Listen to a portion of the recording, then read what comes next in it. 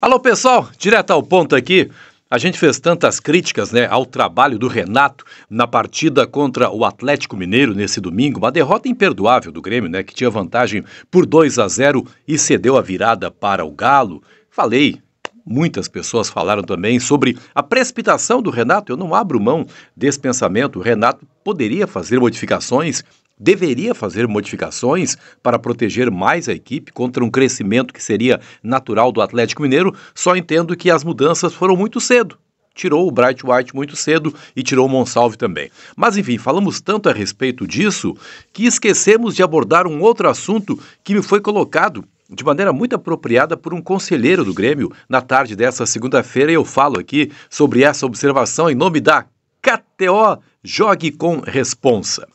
Essa observação é a respeito da omissão da direção do Grêmio em dois aspectos.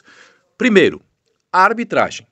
Eu vi, obviamente, um Grêmio sendo derrotado, mas o Grêmio, houve pelo menos algum tipo de dúvida em relação aos dois pênaltis marcados, pelo menos um dos pênaltis marcados. E o Grêmio não se pronunciou a respeito disso. Foi uma entrevista muito breve do Renato, que tinha voo marcado para o Rio, mas a direção, até onde sei, não tinha viagem marcada nenhuma e poderia ter ficado lá. Poderia ter marcado presença, poderia ter formalizado verbalmente o seu protesto contra uma arbitragem que, no mínimo, cometeu um erro. Há até quem diga que nem o cartão vermelho dado para o Gustavo Martins foi certo. Então, havia muitos motivos para que o Grêmio pelo menos se pronunciasse. Não vai dar em nada? Não vai dar em nada. Mas a direção precisa marcar presença nessas horas. E uma pessoa que me disse, até lembrou do falecido Cacalo recentemente. O Cacalo, depois de um jogo como o de ontem, teria colocado a boca no trombone. A arbitragem não passaria impune. Não estou dizendo que a arbitragem foi decisiva para a derrota do Grêmio. Até há pessoas que entendem que sim, eu não chego a tanto. Mas que as decisões dela, no mínimo, mereciam algum tipo de contestação, algum tipo de debate, pelo menos, mereciam. E a direção do Grêmio, de acordo com a pessoa com quem falei ontem, e que era porta-voz de várias outras pessoas, de vários outros conselheiros que pensaram a mesma coisa.